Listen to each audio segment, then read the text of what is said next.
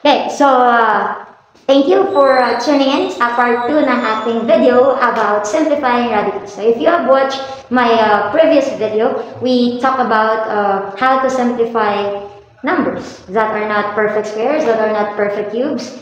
But, you know, may factor siya na perfect square at may factor din siya na isang perfect cube or the like. So ngayon, dito sa video natin, ang i-discuss naman natin or yung focus naman natin ay kung paano mag-simplify ng isang radical expression na kung saan variable yung radical. Okay? So, bago tayo mag-start, these are the two things that you need to keep in mind.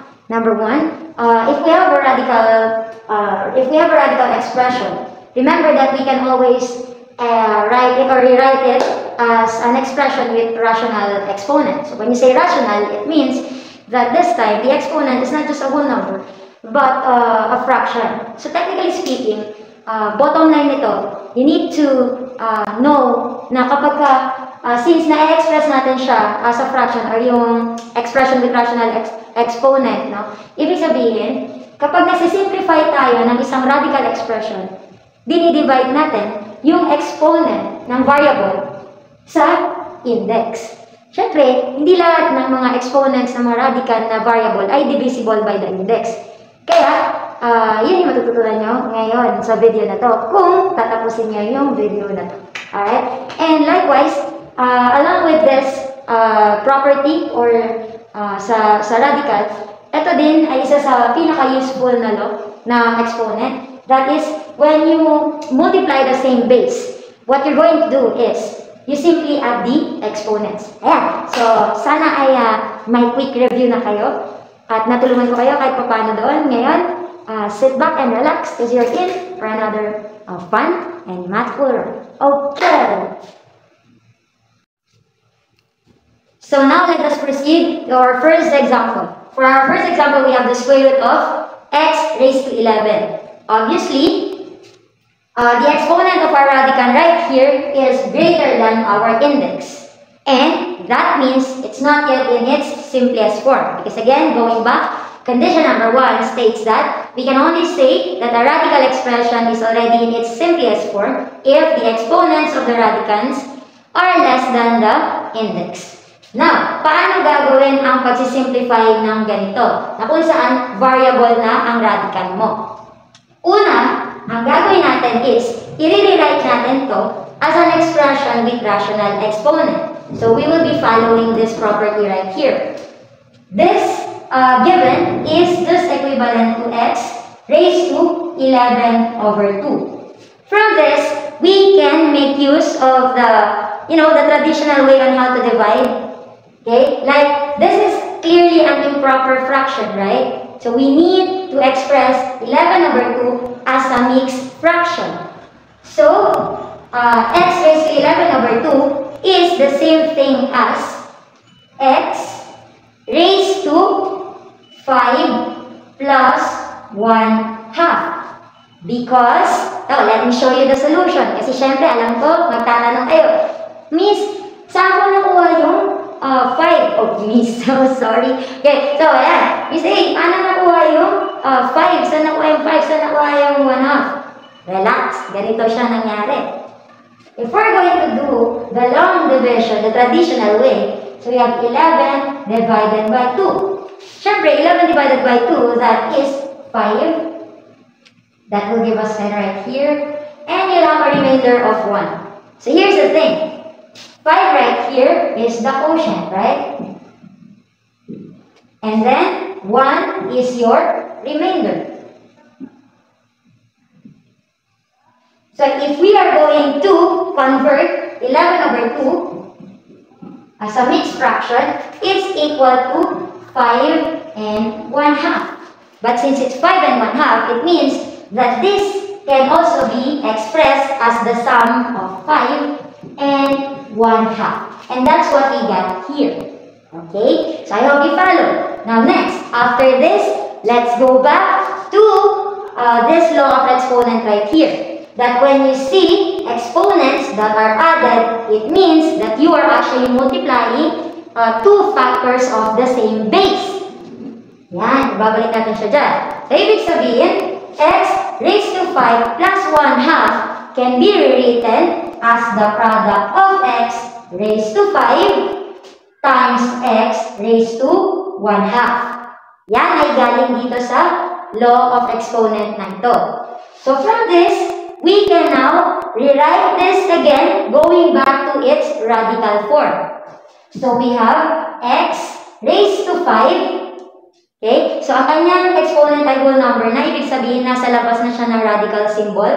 Pero sa case ni x raised to 1/2, definitely, it will be rewritten as a radical pa rin kasi yung kanyang exponent ay isang rational or isang fraction. So the equivalent radical form of x raised to 1/2 is the square root of x. Okay? So if I'm going to highlight it, this is your index and we have an exponent 1. Therefore, the simplified form of x raised to 11, the square root of x raised to 11 rather, is x raised to 5 times the square root of x. Now, let's have our example number 2. This time, we have the fifth root of z raised to 19. And again, obviously, it's not in its simplest form because 19 is greater than 5. So just like what we did sa first example natin, let us express this first as an expression with rational exponent. So this is equivalent to z raised to 19 over 5. Now, I want you to divide 19 by 5. Give me the equivalent mixed fraction of that. You can pause the video or you have 5 seconds to give me the equivalent mixed fraction of 19 over 5. 5, 4, 3, 2, and 1. So if you got 3 and 4 over 5, then you give yourselves a round of applause because you got the correct answer. Now, 19 over 5 is equal to 3 and 4 over 5. Now let us express that mixed fraction as a sum. So we have z raised to 3 plus 4 over 5. Again, let me show you the long division. So we have 19 right here and 5, so that is 3, 15, and we have a remainder of 4. That is why 19 over 5 is the same thing as the sum of 3 and 4 over 5, or the equivalent mixed fraction of that is 3 and 4 over 5. Okay? So there you have it. And now, go back to the law of exponent. So we have z raised to 3 times z raised to 4 over 5. From this, you cannot rewrite this again or transform this again into its radical form. So this is equivalent to z raised to 3 times the fifth root of z raised to 4.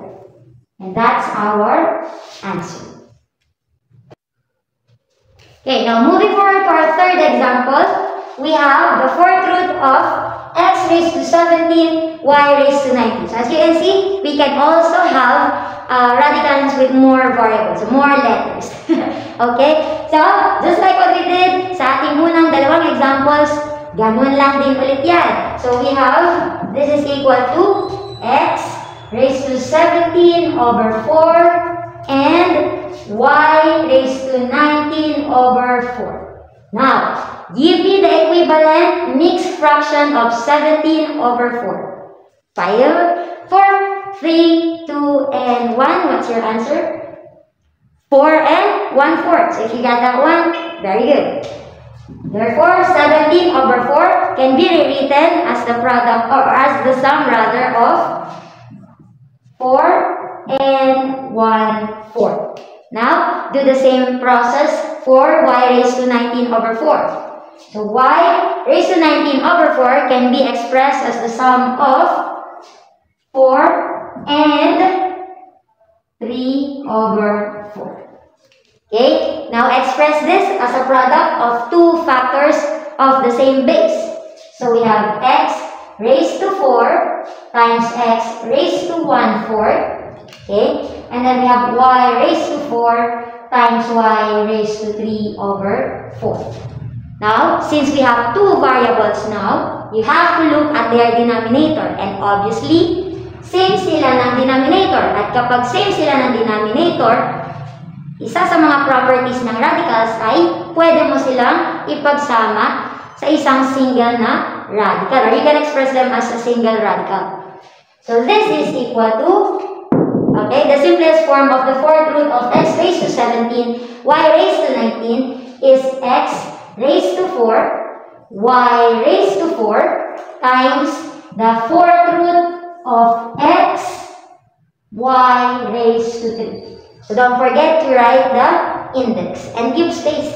Dito, huwag nyo siya masyadong idikit yung variables na na-factor out talaga sa ating radical symbol kasi para hindi siya magkapagkamalan na index. Okay? And then, that's it.